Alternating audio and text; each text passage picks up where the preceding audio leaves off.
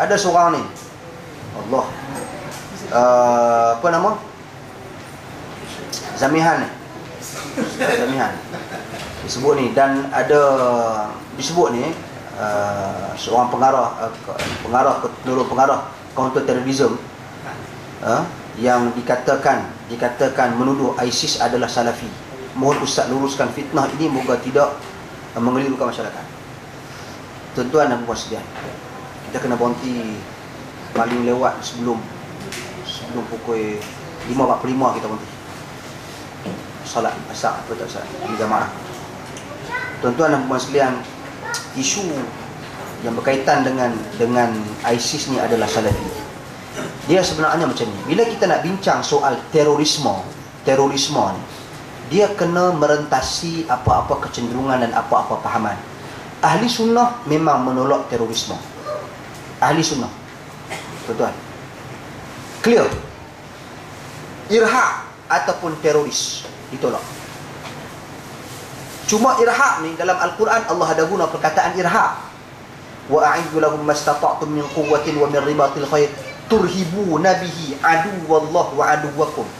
Irhab ni asal perkataan daripada perkataan Arab rahaba. Rahaba bermaksud menakut-nakutkan. Memang kita bila kita perang jihad, kita dituntut untuk menakut-nakutkan musuh. Itu asalnya. Tapi sekarang ni irhab telah diguna pakai untuk menunjukkan kepada teroris. Yang ni memang kita tak terima. Ahli sunnah tak terima apa jua sifat dan sikap fanatik. Cuma isu dia sekarang ni, tuan-tuan dan puan sekalian, label. Ini saya nak bagi contoh bagi kita faham.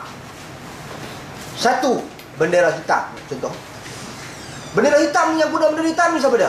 Hizbut Tahrir pakai bendera hitam, Syiah pakai bendera hitam, ISIS pakai bendera hitam, Al-Qaeda hitam. Al-Qaeda tidak perasan. Ada ajaran mana tak tahu hari tu ni, main duk sign surat, dia lah agung, dia lah apa semua ni. Ajaran apa? Langkah suka pun bendera hitam. Rayatus Sud, bendera hitam ni memang disebut dalam hadis Ibnu Majah, disebut oleh Nabi SAW. Dalam hadis akan datang muncul tentera yang akan bersama-sama dengan tentera Mahdi.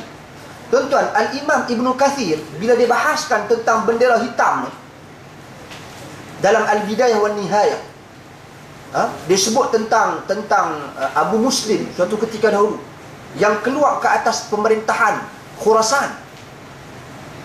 Dia bawa bendera hitam, dia dah bawa dah zaman mana? Tahun 132 Hijrah. Dia bawa bendera hitam. Dia pun mengaku kata mereka pun mengaku kata mereka tentera Mahdi. Bawa bendera hitam. Tu zaman 132 Hijrah dulu. Dah lama dah. 1300 tahun dulu pun dah ada orang angkat bendera hitam ni.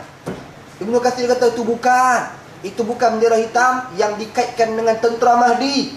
Mahdi akan muncul seperti manusia biasa, akan dibai'ah di antara rukun Hajarul Aswad dan juga pintu Kaabah.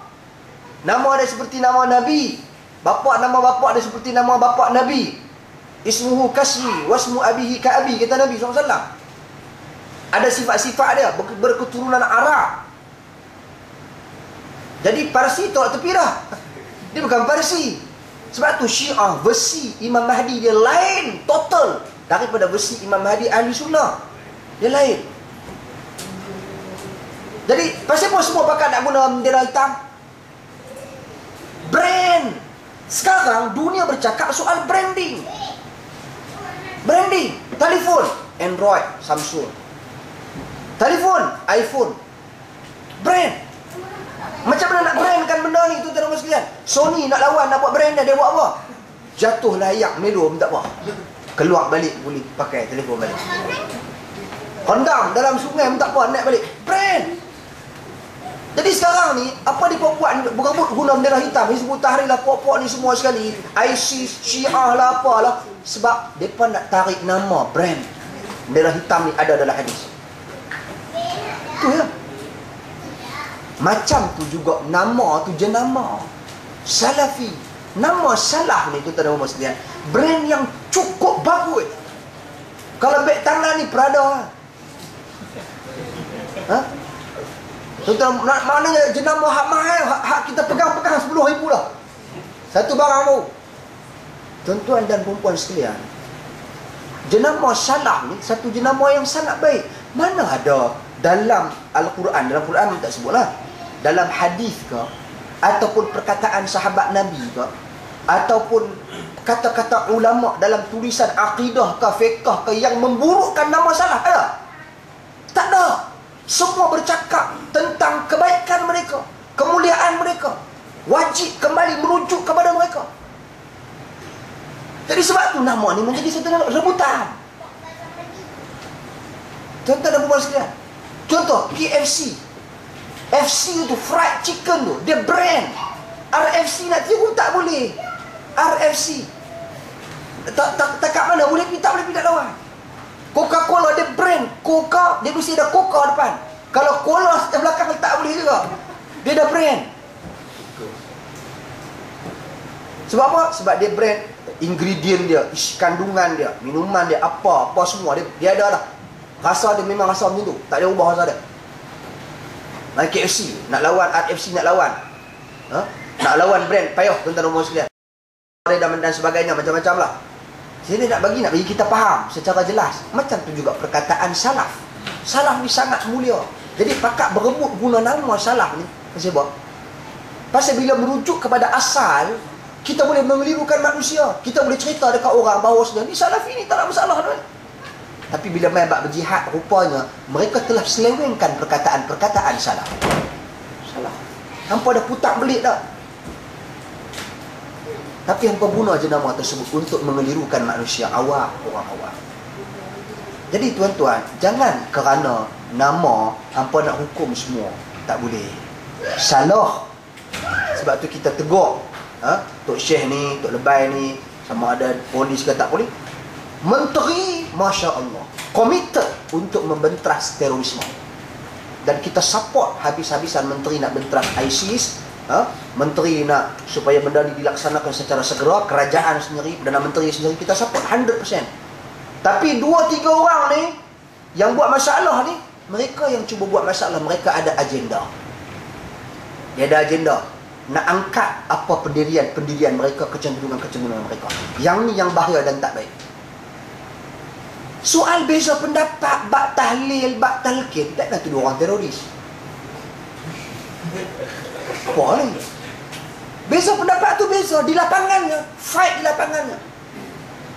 Melainkan kita jumpa besok lusa ada orang tetak kepala orang pasal baca tahlil. Tuan-tuan dan puan sekalian, yang tu kita terima tak terima? Kita tak pernah terima. Nabi tak pernah ajak duduk tetap pada orang pasal buat benda-benda ni. Tak pernah. Itu merupakan hal yang salah dengan prinsip Islam. Soal perbezaan dalam isu hukum hakam dan 2-3 perkara-perkara dalam berkaitan dengan soal akidah, soal tauhid 3. Logik akal ke? Siapa mengaji tauhid 3 uluhiyah rububiyah asma wa sifat, siang dia mengaji, petang jadi teroris. Tuan-tuan, tapi Imam Syafi'i pernah cakap, Imam Syafi'i pernah cakap, siapa yang dia mengaji sufi di siang hari, petang, tengah hari dia boleh jadi gila. Masuk kisah cakap dah. Tapi Imam Syafi'i tak pernah sebut, para ulama-ulama dulu tak pernah sebut bahawasanya siapa yang mengaji akidah uluhiyah rububiyah asma wa sifat di siang hari, tengah hari boleh jadi teroris. Tak ada siapa sebut. Pasal benda tu tak ada kaitan, tak tahu dia connect kat mana. Tuan-tuan, charger iPhone mana boleh bubuh kat Samsung? Tak masuk. Dia kena pakai kepala sama. Jadi dia cuba nak connect antara uluhiyah rububiyah asma wa sifat ni dengan teroris. Mana boleh? Tak masuk. Tak masuk akal. Akidah Tuhan 3 dalam 1. Siapa kata Tuhan 3 dalam 1? La ilaha illallah. Saya nak terang sekali lagi, tolong dengar. Polis ke, siapa ke, tolong dengar baik-baik. Buka serban tak apa, tak masuk lagi. Tuan-tuan dan puan sekalian, cerita bagi di sini clear. Uluhiyah rububiyah asma wa sifat ni, ini soal pembahagian ijtihadi.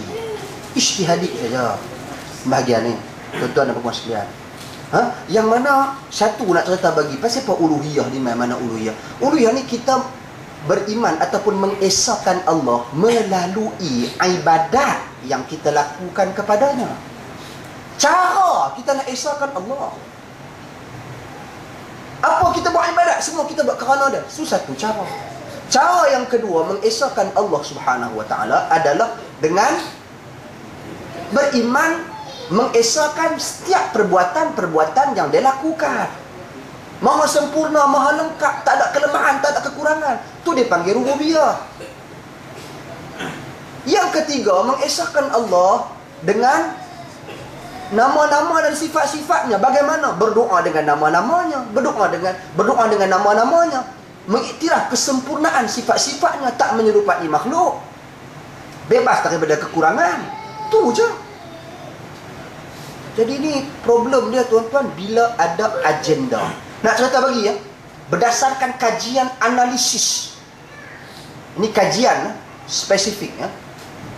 Research, bukan buat main-main, bukan pakai dakwah lagu hampa dia. Udah dia, Ibnu Taimiyah lagu ni, Albani lagu ni tuan-tuan. Itu dakwaan. Sistem ini Islam menggunakan hujah Albani untuk tidak tutup aurat.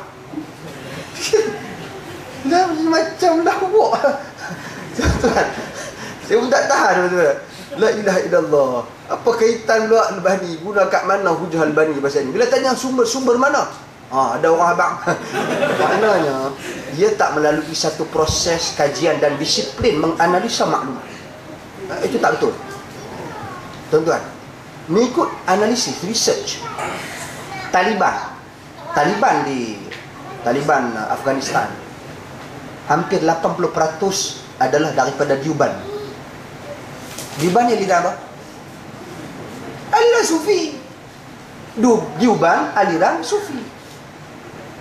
Jadi adakah kita bila kita nak bincang bab teroris ni, okey, berani macam ni, siapa-siapa Sufi dia teroris, siang Sufi malam teroris? Tak boleh. Saya akan mengatakan tak setuju kepada perkara tersebut.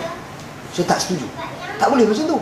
Soal tak setuju dengan Sufi dari sudut isu soal Yahanana ke, itu di lapangan lain, bukan lapangan ni. Bukan lapangan nak tuduh orang teroris ni. Bukan sebab teroris ni bukan benda kecil. Ia soal pemikiran, kerangka. Sebab tu dia, mungkin saja orang tu dia mengaku dia Salafi. Tuan-tuan nak mengaji buku Muhammad bin Wahab bin Taimiyah, tapi rupa-rupanya dia salah faham dalam bab jihad, dia menjadi teroris. Mungkin saja, contoh lagi, tentera tu Nur Miswari dengan geng-geng yang menyerang di Lahad Datu itu ni tuan-tuan dan puan-puan sekalian. Depa ni apa? Akidah depa. Depa Asy'ariyah. Asy'ariyah. Lagi pengamal tangkal-tangkal lagi. Jadi adakah kita nak kata lah ni semua tok pakai tangkai apa semua ni, Asy'ariyah semua ni, lah ni mereka adalah pemberontak. Cuba untuk mengganggu ketenteraman negara, tangkap mereka semua. Mana boleh lagu tu? Tak boleh, salah lagu tu. Soal Asy'ariyah, soal tangkal, itu perbincangan di lapangan lain, bukan boleh tuduh orang teroris. Jadi ni saya nak nasihat, jangan gunakan institusi yang mana menteri susun elok dah untuk nak tangani teroris ini, terorisme ni, kita gunakan untuk kepentingan individu dan tertentu.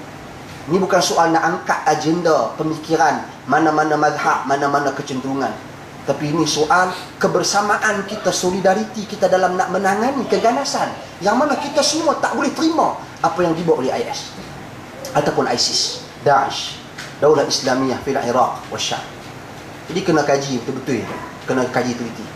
So di lain masa kita boleh bincang berkenaan dengan hal ini lebih terperinci. Demikian.